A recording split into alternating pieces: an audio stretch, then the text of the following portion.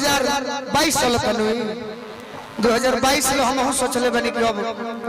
साफे सुथरा बन के रहे के बा और जब हेले काम ना बन जइनो 2023 ले एकदम गुडू रंगीला के बगल में गोलू राजा का स्थान रहे सब फालतू गावे अभी बानी जब ले इज्जत बचाओ तने अपने समाजों के अपना भोजपुरिया के और जब काम देखो के नहीं खे बनो बिना हो बोले पदमों से मिले वाला नहीं खे जानी चाचा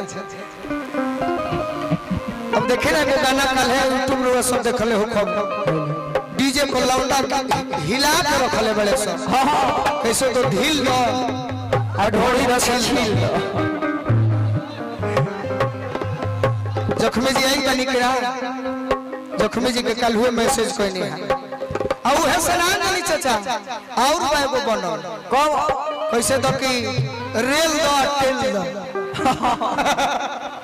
हाय रे भोजपुरी यही तेरी बियाह हो गई बा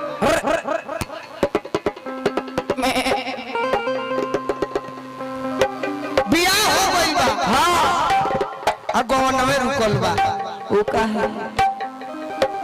मरद बाहर बाड़ा ढोलक के टाकी में साउंड बढ़ावा रितेश भैया फोन करके चिट्ठी लिखतरी फोन करके आ चिट्ठी लिखतरी आ कैसे कहतरी रेडियो को बढ़ाई के ही को खींच दी चलो तनी बढ़ जाएगा एक पंक्ति ए बढ़ा ना दो दुगोला के बेंच में जहां समझता वही करी शुरू पूर्वी गावे के बता पूर्वी सब सेट बा चलो तो देखो तो जल्दी में त निमनो बाउर होता केहू बोली ना संगीत के जानकार देव कुमार चाचा रहल उनकर श्याम जी के बियाह तब न कहता कि ना रीड तने जो हुआ था एजा खाली समय ना में मजा दे दो आनंद आवता जमनिया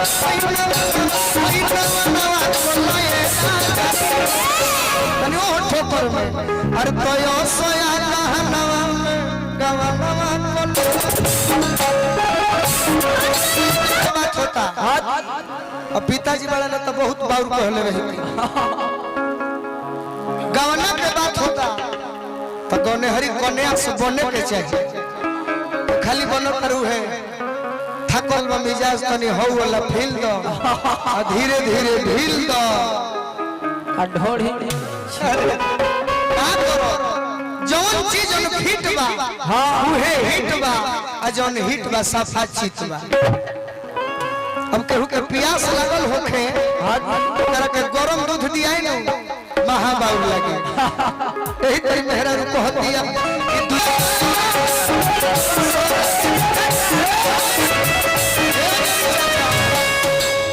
अरे हम जानी ला काना बाकी हम चाहिला कि खाली कोनवे पर ध्यान दे नाचे लगत नु तेगो खेसारी लाल आ दूसरा में गोलू राजा के स्थान रहे और केहू रह ना जाए बाकी हम सोचिला कि बात से आ गीत से जवाब देत रहे गलती ना नु गलती हो तो नाजायज को तो जायज को हम सब